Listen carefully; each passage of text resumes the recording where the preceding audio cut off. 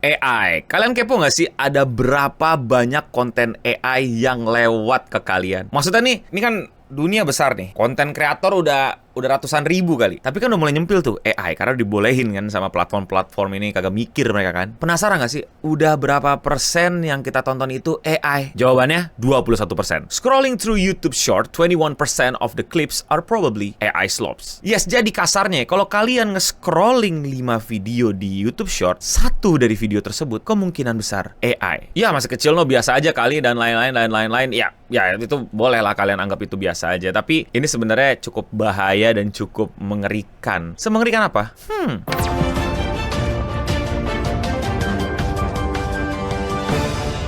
As a tool like OpenAI, Sora, and Google VAO make AI video creation more accessible than ever, AI Slop is also invading YouTube according to a report by video editing firm Kapwing. The company created a new YouTube account and tracked the number of AI-generated video it saw on YouTube Shorts. Of the 500 video it scrolled through, 104 or 21% were AI-generated, and 165, 33% of those 500 videos were what Kapwing considering to be brain rot or nonsensical, low-quality video content that creates the effect of corroding the viewer's mental or intellectual state while watching. Jadi 21% video yang kalian scroll itu AI, 33%-nya itu brain rot. Kalau kalian setidaknya bikin akun baru dan setidaknya itulah yang didapatkan dari penelitian tersebut. Mungkin angka ini buat kalian biasa aja, tapi gue akan kasih perspektif dari jumlah video yang beneran hadir di hidup kalian. Maksudnya gimana? Maksudnya gini, lu tahu nggak rata-rata itu kira-kiranya di 2025 dalam satu hari ada berapa video YouTube terupload dari seluruh dunia? Jawabannya adalah kira-kira 20 juta. Kalau setiap 21%-nya adalah AI, berarti ada sekitar 4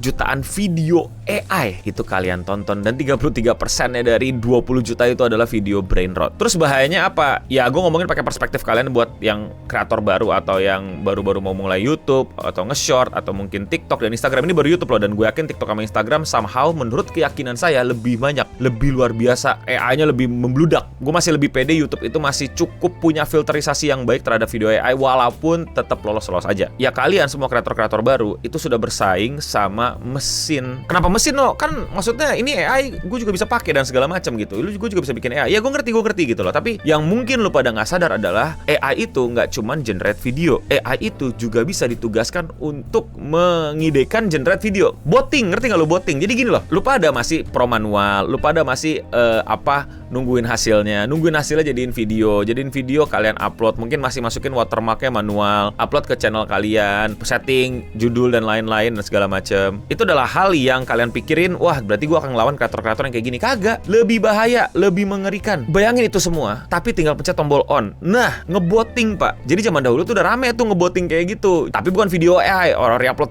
video. Dengan jumlah yang sampai 21% ini, menurut keyakinan gua, itu udah pasti botting itu sekarang udah integrated tuh sama semua aplikasi-aplikasi AI untuk bikin video. Jadi mereka bukan hanya re-upload video yang emang udah buatan orang, tapi mereka sekarang nge-AI-in terus auto-upload. Makanya jumlahnya bisa sebanyak ini, bisa semeledak ini, bukan hanya karena orang-orang pada bisa make, tapi mesin-mesin botting ini yang diciptain orang-orang juga pada bisa make. Lu pernah nggak sih era-era di Facebook ngelihat video nonsense gitu, lagunya nggak jelas, videonya tentang apa, di bawahnya kayak ada orang-orang sok-sokan nge-react, tapi itu kayak orang yang nggak nge-react gitu, biar lolos aja dari copyright atau segala macamnya. Atau video-video ngakak-ngakak ketawa-tawa tapi akunnya kayak akun UU3387X gitu, belum ada profilnya dan lain-lain. Yes, bayangin. Ini platform-platform kayak YouTube, Instagram, TikTok ini belum bertindak ngelawan yang kayak gini dan malah ngebuatin yang kayak gini makin boleh masuk, dan lu pada akan bersaing sama mesin, Pak, mesin. Dan tentu saja itu akan berpengaruh sama kalian. Berpengaruh sama gue nggak? Ya, berpengaruh. Toh mereka masuk-masuk aja, toh bocil-bocil pada nonton aja, toh orang pada suka-suka aja. Lu boleh bilang sekali lagi nih, gue sering bilang di video, gue nggak suka AI, gue nggak demen nontonin AI. Ya lu udah berapa di dunia ini? Orang kayak lu udah berapa persen? Bocil-bocil yang belum punya khasanah, yang belum punya referensi tontonan bagus kayak gimana, belum diajarin tontonan bagus kayak gimana, ya demen-demen aja sama AI Slop. Adik-adik lu, orang tua lu, yang seumuran lu, jadi otaknya nggak terlatih sama berbagai macam variasi konten sehingga yang AI Slop ketawa-tawa dan seru-seru aja. Semakin bahaya, bahkan sudah 1 dari 5 video yang kalian tonton itu adalah AI, menurut gua itu udah internet doomsday. Dan lagi-lagi nih balik ke video yang udah gue bahas tentang internet doomsday atau kiamat internet. Internet itu diciptakan untuk orang sama orang itu saling connected tanpa batasan waktu dan tempat. Lu pada nonton gua lagi di mana, lagi jam kapan gitu. Lu pada bisa tahu gua, lu pada bisa nontonin video ini, lu pada bisa enjoy di sini, lu pada bisa bacot-bacot di komen dan segala macamnya. Itu semua karena internet. Dan bayangin, internet akan menjadi tempat di mana bukan manusia berhubungan sama manusia, tapi manusia berhubungan sama mesin. Manusia menikmati karya mesin. Hubungan antara manusia dengan manusia, walaupun kadang gak sehat juga di internet, itu berkurang, menipis, atau bahkan hilang. Karena yang ada cuman manusia menikmati konten buatan mesin dan bikin konten dari mesin dan diupload juga ke sosmed. There is no human interaction. Gak ada lagi hubungan antar manusia. Yang ada cuman pikiran gimana caranya gua bikin konten dan dapet duit. Meanwhile lu pada baru masuk, baru nyemplung tuh di ASLop, gua udah sama nakama main keliling Indonesia. Konten kreator lain udah pindah bisnis, udah ini dan segala macam, mungkin bisa pada survive. Lu pada mungkin yang bukan jadi konten kreator bakal bilang, ya kamu mau jadi konten kreator gitu, gua nggak mau jadi YouTuber kayak lu bang. Anak-anak lu konsumsinya apa? Lu pada hidup tumbuh berkembang sama YouTuber yang orang yang ngerasain sakit, bikin salah, minta maaf kalau salah. Anak lu iklan bentar, seperti biasa gue mau ngingetin merch official Cleanson makin kesini makin tipis stoknya. Banyak banget jenisnya, banyak banget variannya. Buruan kalian cek, buruan sebelum size kalian pada hilang, pada habis. Karena udah banyak yang hilang dan habis. Well, nggak hilang, dibeli orang. Gue senang banget kalau kalian bisa beli. Itu benar-benar membuat kita happy dan mensupport kami semua lah. Cara belinya cek aja, link ada di deskripsi di bawah ya. Thank you semua yang udah support. Now back to the video. Ini adalah kekhawatiran yang tentu saja gue share biar gue nggak khawatir sendiri. Kalau lo ngomongin karir gue, ya udah gue bisa kerja di tempat lain gitu. Tenang aja. Lagi-lagi sosial media yang bertahan menurut gue ya. Catat omongan gue, sosial media yang bertahan untuk 20 tahun ke depan adalah sosial media yang stop AI. Yang bilang enggak, kita nggak mau AI, kita real human. Dimana semua platform bilang AI, lu platform yang bilang enggak. Misalnya YouTube nih tiba-tiba bilang enggak, kita nggak mau AI lagi deh. Oke, AI out. Percaya sama gue, tuh platform bakal jadi pusat hubung manusia satu-satunya.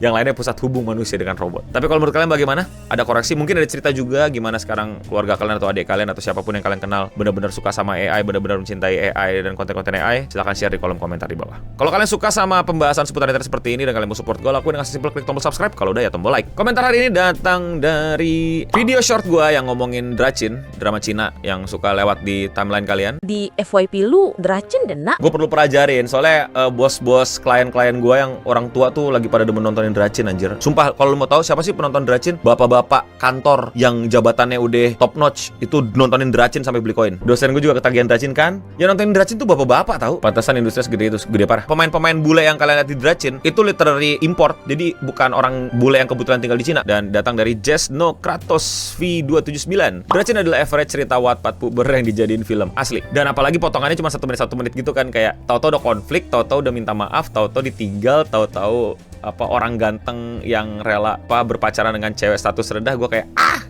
FTV kita lebih jago. Mau komentar kalian dibacakan? Ya tinggal komen di bawah. Dan ya sekian seputar internet untuk episode kali ini. Gue udah bening pamit undur diri. Oh ya, gue suka lupa tarian anti AI.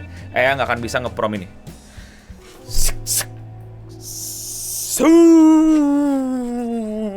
Dan untuk kita semua, stay clean and sound.